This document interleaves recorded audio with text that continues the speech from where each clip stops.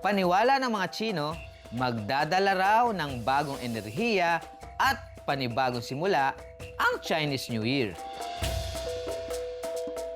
At para handa na ang pagsalubong sa Chinese New Year, aaraling lutuin ni Ma'am Su ang isa sa mga hinihahanda ng mga Tsino sa pagsisimula ng bagong taon, ang Tang Yuan. Tang Yuan or Chongwan Yi, it's like parang glutinous peanut ball. Kasi when you eat peanut, umiinit din po yung katawan natin. Kaya normally po, kinakain po natin yan pag medyo papasok ang winter time, okay, at saka patapos ang winter time. And partly because it's a symbol also na because it's like parang bilog, okay, something related siya parang for prosperity, for good luck. Para sa isang legit Chinese dish, pangmalakasan ng chef na magiging kusina tutor ko.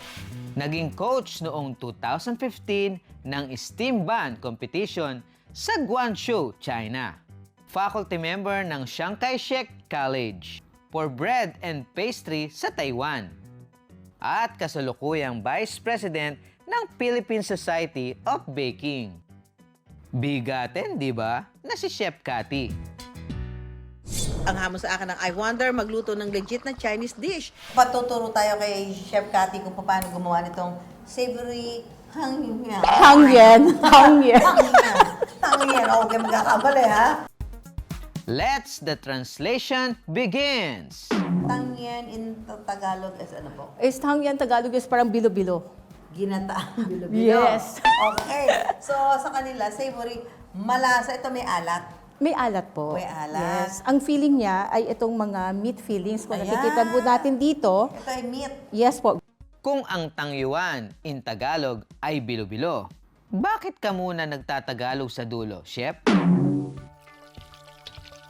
So, ang una nating papulutuin ay ang Shrimp. hebi. Ang Yes hibe. po. Ang hibe. Hibe o Yes. hebi. Hibe.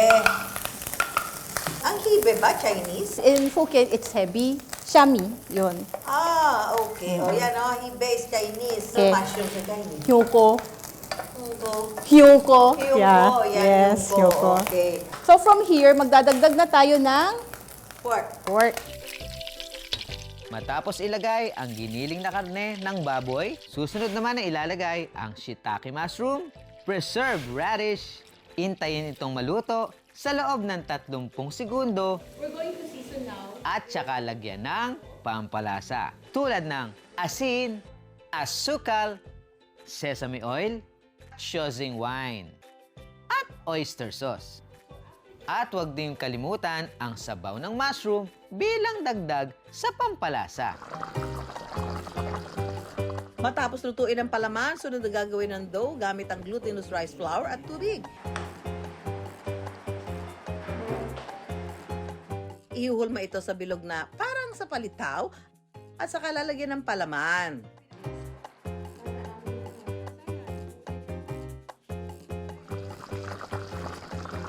Lalagay na natin yung mga ginawa natin. Ayan. So, hindi natin pwedeng ihagis. Oh, dahil baka siya ay tumalsik. Ayan.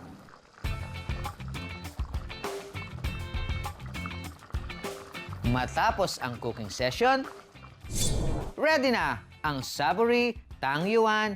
Ang tanong ni Juan, approve ba naman ang lasa ng savory Tang Yuan, Ma'am Su? Ang bango. Bango dahil doon sa wansoy. It's like palitaw. Yes. At medyo nagme-melt yung nasa loob niya. Dahil nga pinakuluan natin. So, ayun yung nasa loob niya. Para siyang malambot na siopaw. Mochi.